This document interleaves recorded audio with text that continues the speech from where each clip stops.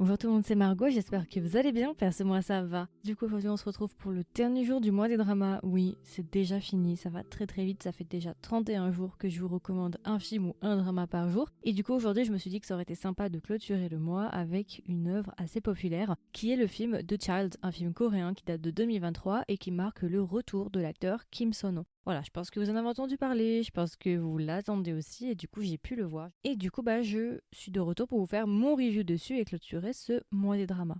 On nous l'a teasé je crois 1 an ou 2 ans avant. Pour le réalisateur c'est Park Hoon-jung et il est derrière entre autres The Witch, donc le 1 et le 2 et aussi le film VIP. Je sais pas si vous vous souvenez du film VIP avec Lee Jong-suk à l'intérieur, je pense que ça vous dit peut-être quelque chose. Voilà, c'est le même réalisateur pour ceux que ça intéresse. Donc voilà, déjà vous avez une petite idée du film et de son ambiance générale.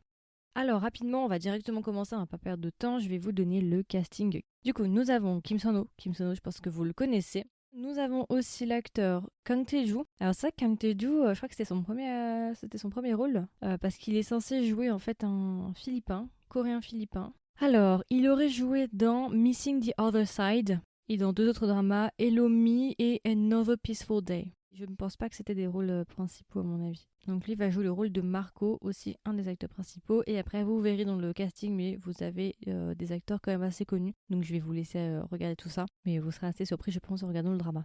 Alors du coup, de quoi parle The Child rapidement, vraiment sans vous spoiler pour ceux qui ne l'ont pas vu. Tout va se passer majoritairement en 2 temps, une moitié aux Philippines et une moitié en Corée. Donc aux Philippines, on va traiter notre personnage qui s'appelle Marco, du coup qui est joué par Kang Tae-joo, et on comprend que c'est un jeune homme qui malheureusement n'est pas vraiment très très riche et on va dire qu'il a du mal à joindre les deux bouts. C'est pas un boxeur professionnel, mais en tout cas c'est un boxeur qui, en échange justement de certains combats, est payé plus ou moins grassement. Et en fait, on nous explique au début du drama qu'il a toujours vécu seul avec sa mère, il n'a jamais connu son père qui visiblement est un Coréen. Et on nous explique aussi que sa mère malheureusement est gravement malade et que justement pour essayer de sauver sa mère, il est obligé de prendre n'importe quel job, dont justement des combats de boxe afin de gagner de l'argent le plus vite possible.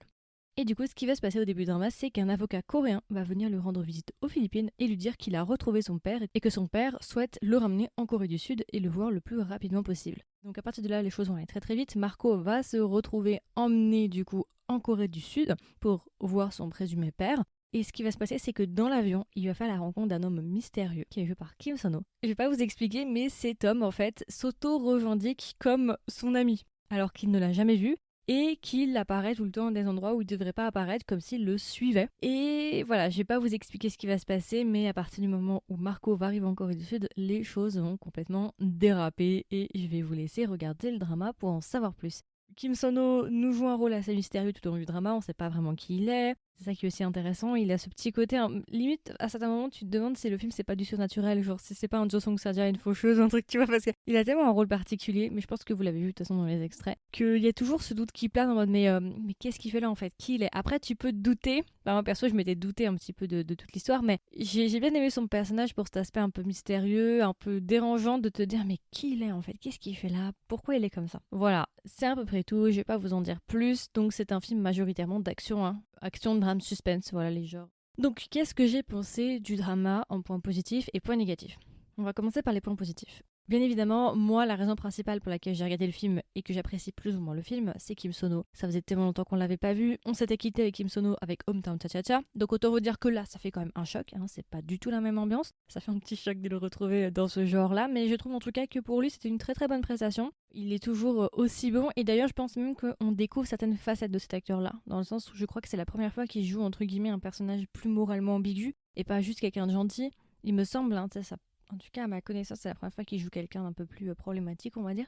Dans un sens, je ne suis pas surprise parce que je sais que Kim Sono est un bon acteur, mais dans un autre sens, je suis surprise de l'avoir vu jouer aussi bien ce genre de rôle-là. J'aimerais bien plus tard le voir dans des rôles d'antagoniste. Je pense vraiment que ça pourrait être super intéressant de le voir, par exemple, vous savez, comme par exemple Lee Dong-wook dans Strangers for Mal, qui est un rôle pour moi qui est le meilleur rôle de Lee Dong-wook de toute sa carrière. Et ben j'aimerais bien voir aussi Kim Sono dans le rôle d'un vrai méchant, un vrai psychopathe, parce que je pense qu'il pourrait vraiment, vraiment exceller dans ce genre-là, ou dans ce rôle-là en tout cas. Donc voilà, pour moi Kim Sono c'est le point du drama, on va pas se mentir. Après j'avoue l'acteur qui joue Marco joue très très bien, mais je le connais un peu moins donc j'ai pas vraiment de base. Généralement sur le jeu des acteurs je n'ai pas de problème, ce sont quand même des très très bons acteurs, vous le verrez très rapidement, il n'y a pas vraiment de problème là-dessus. Il y a un truc qui était assez drôle, et c'est, je peux vous le lire comme ça, en fait il y a une blague entre guillemets avec Kim Sono qui quand même est présente depuis 2017 environ. C'est Kim Sono et ses voitures. Alors, à quoi ça remonte? En fait, dans Child, il y a un moment donné où genre, il a une super belle voiture, le personnage de Kim Sono, et pour certaines raisons, elle va se retrouver abîmée et il va devoir sortir par le toit. Je vais pas vous en dire plus, mais voilà.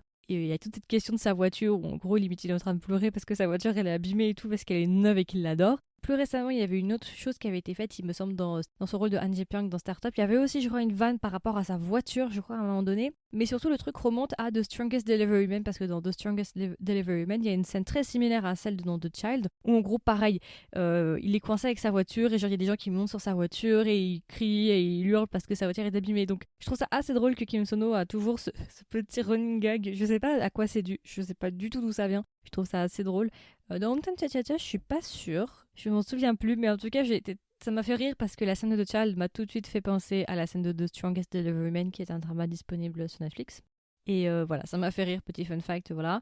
Et surtout, ce que j'ai beaucoup aimé, c'est... Alors, si vous regardez le film, une chose que je vous conseille, c'est de ne pas vous arrêter au générique de fin. C'est-à-dire que ne fermez pas la page dès que le film est fini avec les crédits de fin. Parce qu'en fait, après les crédits, après le générique de fin, il y a des scènes supplémentaires qui sont données. Ne ratez pas ça parce que c'est vraiment le truc qui cloue le film, mais de manière juste incroyable. Franchement, moi j'ai apprécié le film pour ces 5 dernières minutes en fait, qui sont pour moi magistrales. Donc, il y a un dénouement qui est juste hilarant, mais vraiment, ça m'a fait tellement hurler, c'était tellement drôle. Vraiment, ces 5 minutes, elles sont magistrales. Enfin, même pas 5 minutes, c'est genre c'est 2 minutes. Rien que pour ça, en fait, je me suis dit, ah, ok, ça remonte un peu mon appréciation générale du film, parce qu'elle est pas forcément hyper haute, mais ça remonte mon appréciation générale, et je me suis dit, c'est du génie, quoi. Ces dernières minutes sont vraiment juste incroyables, ça m'a fait hurler. Donc voilà, ne les ratez pas, surtout parce que ce serait quand même très très très dommage. Ok, on peut directement passer aux points négatifs. Alors mes points négatifs, j'en ai pas mal. Déjà le problème c'est qu'on avait beaucoup d'attentes. Et le truc aussi c'est qu'on nous avait vendu le film je crois 1 an avant, ce qui correspondait à peu près aux... même 2 ans. Non, 2 ans avant, parce qu'il y avait eu les problèmes, vous vous souvenez, où Kim Sono avait été accusé à tort, machin, juste après Hometown Cha-Cha-Cha, donc je crois que c'était 2021, ouais, ça fait 2 ans. Et en fait, le problème, c'est qu'il y a eu énormément de fausses informations qui ont circulé sur ce film. Pendant très longtemps, on nous a dit que Kim Sono devait interpréter un boxeur aux Philippines. Je sais pas, je pense que vous aussi, vous en avez entendu parler de cette rumeur-là. Et en fait, le truc, c'est que c'est totalement faux, et du coup, quand t'arrives sur le film, c'est pas du tout ce à quoi tu t'attends. Donc déjà, il y a ce problème-là de ces fausses rumeurs qui ont circulé, qui ont engendré, nourri une certaine attente sur le film et qui en fait ne correspondent absolument pas. Donc déjà, il y a ça. Aussi, moi, mon problème avec ce film, c'est que pour moi, c'est un film trop prévisible. C'est-à-dire que dès les premières minutes, même si le personnage de Kim Sono, même si tous les personnages, surtout celui de Kim Sono, est assez mystérieux, assez fascinant, on va dire, c'est prévisible. Moi, j'avais cramé toute la fin de A à Z, sauf les dernières minutes qui sont très très drôles, mais sinon pour le reste, moi je trouve que c'est beaucoup trop prévisible et je trouve en fait que c'est trop banal comme histoire. Et c'est une histoire malheureusement qui n'est pas intéressante. En fait, on va avoir 2 temps. On va voir l'histoire justement de Marco qui va en Corée du Sud pour aller voir son père et tout, et on a l'histoire de qui est ce mystérieux personnage incarné par Kim Sono. Et en fait, le problème, c'est que l'histoire de Marco, je trouve, prend trop le pas sur l'histoire de Kim Sono, du personnage de Kim Sono. Et du coup, en fait, on se retrouve avec une histoire du côté de Marco qui n'est pas nécessairement intéressante. Je trouve qu'il est nourri pas de clichés, mais en tout cas, c'est des choses qu'on a déjà vues, revues et re-revues en Corée du Sud dans les films d'action. Donc, il n'y a aucune valeur ajoutée à apporter à l'histoire, il n'y a pas de surprise ou quoi que ce soit, c'est juste des scènes d'action pour des scènes d'action. Moi j'ai trouvé franchement que ça m'intéressait pas plus que ça cette histoire-là, ou en tout cas je trouve qu'elle était mal implémentée. Et le problème, tu te retrouves avec le personnage de Kim Sono qui est vraiment un personnage secondaire. Attention, c'est pas un personnage principal pour moi. Moi je trouve qu'il a pas assez d'écran pour être un personnage principal, et j'ai même envie de vous dire que malheureusement toutes les scènes que vous avez vues de Kim Sono dans les vidéos de promotion, dans les trailers, c'est quasiment toutes les scènes qu'il a dans le film. J'exagère juste à peine. Mais vraiment, malheureusement, Kim Sono n'a quasiment pas de temps d'écran. Presque toutes les scènes que vous avez vues, c'est déjà quasiment les meilleurs moments du film. Et je trouve ça vraiment dommage. On a vraiment un personnage qui est super bien construit, qui est hyper mystérieux. On veut une histoire sur lui, on veut en apprendre plus, mais il sert juste d'outil malheureusement. Il est juste là pour servir l'histoire de Marco. Et moi, je pensais que ça allait être l'inverse. Je pensais que c'était le personnage de Kim Sono qui allait servir l'histoire, qui allait justement être au premier plan. Et Marco, le personnage de Marco, allait plus être un outil ou à côté, quoi. Donc si vous venez pour Kim Sono en tant que personnage principal, gardez en tête que vous risquez d'être déçu, parce que moi en tout cas j'ai été déçue, et franchement l'histoire de Marco elle est plus ou moins, voilà, elle est bien, mais je m'en fiche en fait un petit peu, ou en tout cas j'aurais voulu que le personnage de Kim Sono soit réellement implémenté à l'intérieur et qu'il ait plus de temps d'écran, qu'il y ait plus de scènes. Je sais pas, moi je trouve en tout cas personnellement que le film était un peu décevant, que c'était pas nécessairement ce à quoi je m'attendais. C'est le personnage de Marco avant tout, et ça je trouve ça dommage. Donc voilà, j'ai été un petit peu déçue que son personnage n'ait pas eu plus de temps d'écran, plus d'importance, qu'on l'ait pas plus traité, qu'on ait une histoire aussi banale mais qu'à côté on a un personnage hyper intéressant mais qu'on le traite pas. Je trouve ça assez dommage. Un autre problème aussi, c'est les problèmes de logique. Notre personnage Marco, à plusieurs moments, il va avoir l'opportunité, on va dire, comme il va avoir des scènes d'action, il va avoir l'opportunité de s'enfuir. Par exemple, je sais pas, il va avoir une voiture, il pourrait la prendre, ou il va avoir un vélo, il pourrait le prendre. Et à chaque moment, il passe devant le vélo, il le regarde, mais il le prend pas pour s'enfuir, ou il passe devant le camion, il le regarde, mais il ne s'enfuit pas avec. Et je trouve qu'il y a un côté un peu manque de logique je sais pas, du personnage qui m'a un peu agacé à certains moments, vous verrez. Mais je me suis dit, mais dans une situation normale, tu n'aurais pas réagi comme ça. Tu aurais pris la bagnole et tu te casses, en fait. Tu t'en bats les steaks, tu vois. Quand ta vie est en jeu, tu vas pas te dire, non, bah non, je préfère courir à pied. Enfin, je sais pas. Alors que t'as une voiture qui est grande ouverte avec les clés, elle est abandonnée, tu vas pas commencer à te barrer à pied. Enfin, moi, je sais pas, hein, je vous pose la question, dites-moi. Enfin, je sais pas, je vous pose la question, vous me direz, hein, mais voilà, ça m'a un peu agacé aussi parce que plusieurs fois, hein, il l'a pas fait une fois, hein, il l'a fait 2-3 fois facile, hein, et encore, je suis gentille 2-3 fois.